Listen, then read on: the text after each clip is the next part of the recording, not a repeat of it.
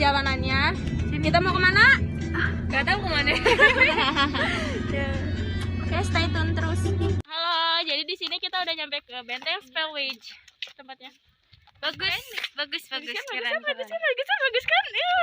Aduh. Spellwitch terletak di Kampung Pamarican sekitar 600 meter ke arah barat laut Keraton Surosoan Situs Banten Nama. Benteng ini berdenah persegi panjang tidak simetris dan setiap sudutnya terdapat bastion. Benteng Spellwitch didirikan pada tahun 1682, mengalami perluasan pada tahun 1685 dan 1731. Benteng ini dirancang oleh Hendrik Lucasson Cardinal, adapun namanya diambil dari nama Gubernur VOC Cornelis Jens Spilman. Keadaan bangunan saat ini tidak utuh lagi, tapi beberapa sudut benteng ini meninggalkan bentuk bangunan yang masih bisa dinikmati dan diketahui fungsinya. Benteng ini diduga mempunyai dua fungsi, yakni sebagai pertahanan dan pemukiman. Benteng Spellwitch dilengkapi dengan 4 bastion, jendela meriam, ruang jaga, basement untuk gudang dan logistik, dan tambatan perahu. Benteng ini dilengkapi parit keliling yang berfungsi sebagai pertahanan luar benteng dengan ketebalan antara 1,2 sampai 2 meter. Jadi guys, kita mau lanjut ke Kelenteng. Katanya Kelenteng dulu. Mau ke Kelenteng dulu. Habis itu enggak gitu. Habis itu kita mau ke Museum Banten. Gitu. Pulang deh. Video ya. Jangan lupa like and subscribe. Oke. Nah, ini di depan Benteng Spellwitch itu ada vihara. Vihara Avalokitesvara adalah vihara tertua di Banten yang sudah dibangun sejak abad ke-16 oleh Sunan Gunung Jati. Sunan Gunung Jati mendirikan vihara karena ia masih memiliki istri keturunan Kaisar Tiongkok bernama Putri Ong Tien. Melihat banyak pengikut putri yang masih memegang teguh keyakinannya, Sunan Gunung Jati membangun vihara pada tahun 1542 di wilayah Banten, tepatnya di Desa Denmayon dekat Masjid Agung Banten. Namun pada tahun 1774 vihara dipindahkan ke kawasan Pamarican hingga sekarang, yang terletak 15 km arah utara dari kota Serang, Banten. Masjid Agung Banten adalah salah satu masjid tertua di Indonesia yang penuh dengan nilai sejarah. Masjid ini dikenali dari bentuk menaranya yang mirip dengan bentuk sebuah bangunan mercusuar. Masjid ini dibangun pertama kali pada tahun 1556 oleh Sultan Maulana Hasanuddin. Ketinggian total menara ini mencapai 24 meter. Terdapat 83 buah anak tangga yang melingkar sebagai akses menuju puncak menara. Fungsi utama menara masjid ini sebagai media pengantar azan ke kawasan sekitar.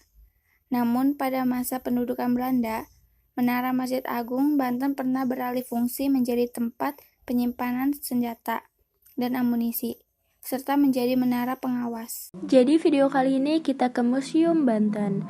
Nah, di depan gerbangnya ini ada aturan berkunjung ke museum. Jadi, museum ini buka pada hari Selasa sampai Jumat pukul 9 sampai 14 waktu Indonesia Barat. Sayang sekali guys, kita berkunjung ke sini pada hari Senin. Jadi, museum ini tutup dan kita tidak bisa melihat barang-barang peninggalan sejarah yang ada di dalam. Jadi kita hanya bisa melihat barang-barang bersejarah yang berada di luar saja. Nah, di situ ada alat pemeras tebu. Di situ tertera penjelasannya kurang lebih seperti ini. Gula merupakan salah satu hasil produksi dari tanaman tebu di masa Kesultanan Banten pada abad ke-17 sampai 18. Nah, produksi gula masa itu dikelola oleh orang Cina di daerah pecinan Kelapa II. Nah, hasilnya itu dibawa ke Batavia untuk diekspor ke Cina dan Jepang. Nah, alat produksi gula menggunakan batu pemeras dinamakan kilang yang digerakkan hewan sapi. Di sini juga ada meriam Ki Amuk. Meriam ini memiliki panjang 3,45 meter, kaliber 31 cm, dan beratnya kira-kira 6 ton.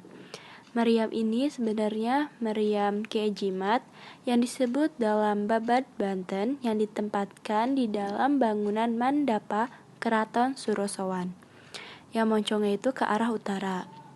Nah, Ki Amuk ini memiliki ciri khas adanya 3 inspirasi, yaitu tulisan Arab pada punggungnya, hiasan matahari atau surya Majapahit, dan 10 gelang pada tubuhnya. Kita lanjut ke Watu Gilang. Watu Gilang adalah sebuah batu andesit berbentuk segi empat dengan ukuran panjang 190 cm, lebar 121 cm, dan tebal 16,3 cm dengan permukaan datar. Batu tersebut berada di depan pintu gerbang utara Keraton Surosoan dekat alun-alun. Nah, menurut tradisi, batu ini disebut Watu Gigilang yang dipergunakan sebagai tempat penobatan raja-raja di Kesultanan Banten. Keraton Surosoan adalah sebuah keraton di Banten. Keraton ini dibangun sekitar tahun 1522 sampai 1526 pada masa pemerintahan Maulana Hasanuddin, yang kemudian dikenal sebagai pendiri dari Kesultanan Banten. Hai guys, jadi kita mau lanjut ke Kaibon. Stay tune sama video ya. Keraton Kaibon adalah salah satu cagar budaya yang terletak di kawasan Banten Lama.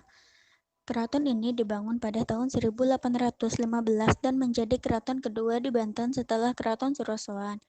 Berbeda dengan Keraton Surosoan sebagai pusat pemerintahan, sedangkan Keraton Kaibon dibangun sebagai tempat tinggal Ratu Aisyah.